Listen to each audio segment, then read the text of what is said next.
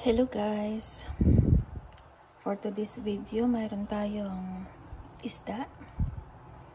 We have a big fish. Ito yung ating fish ngayon. Look, may dalawa tayong isda at saka iprito lang natin to guys. Alam niyo kami lang dalawa ni Lady Boss ang kakain nito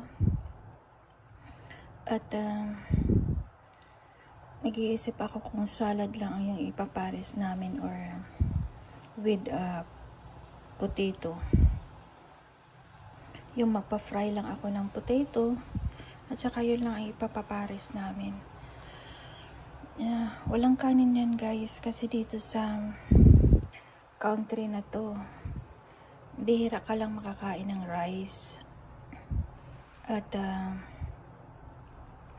ang talagang pagkain dito is potato, carrots at saka cucumber at saka tomatoes. Yun lang, lagi lang yan. Tsaka cabbage. Yun ang pagkain dito. Yun, lagi lang ipapartner mo sa isda o karne yung potato. Yun. Tsaka dito natin siya ipa-fry. Ayan. Tingnan nyo yung shape ng ating frying pan. Pang isda talaga ito. Yan. Kasi para hindi maputol yung ating isda, buo siya na atin na ipa-fry dyan. Mamaya ipapakita ko yung isda natin paano i-fry. Ayan. Yun. So dito lang guys. Mamaya i-flex natin yung ating video. So guys, ating pinag-try yung ating isda. At saka para hindi siya magtatalsik. Pag ipiprito natin, kailangan natin i-dry ng maayos na walang water. Kasi pag pag may water yung ating isda, pag magprito tayo or karne, yung ating mantika, yung tumatalsik ba, ayan, lagyan natin siya ng asin at paminta. Ayan yung ating isda. So guys, sa hindi pa nakapag-subscribe ng ating channel, please subscribe to Narosa Vlog. Hit the button and all the notification is yours. Kasi pag pindot mo yung ating bell, yung button bell,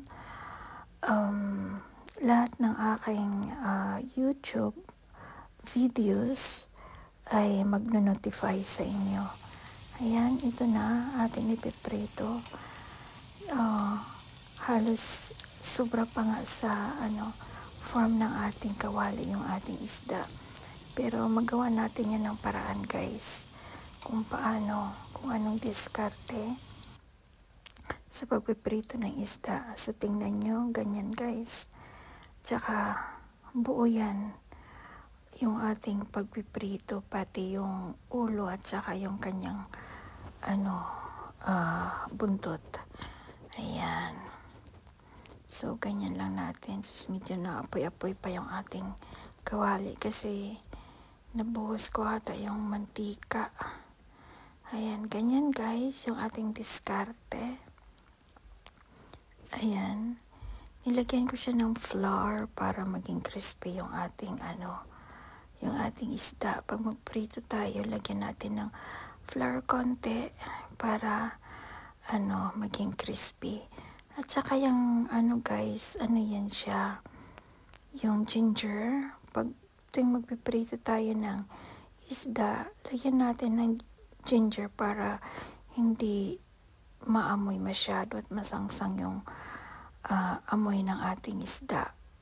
Tsaka yan, tingnan nyo guys. Ayan, pantay na. Ayan, ang ganda ng pagkaprito. Ganyan ang pagkaprito ng isda. So hindi natin pwedeng putulin kasi mayroon tayong maganda na kawali. Pang isda talaga yan guys. Ayan. So, ganyan na yung ating isda.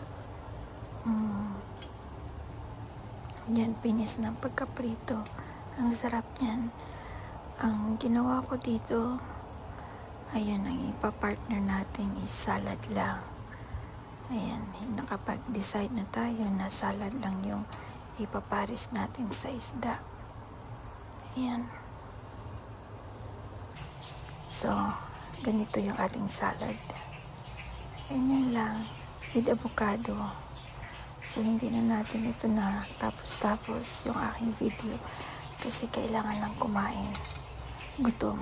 Okay, thank you.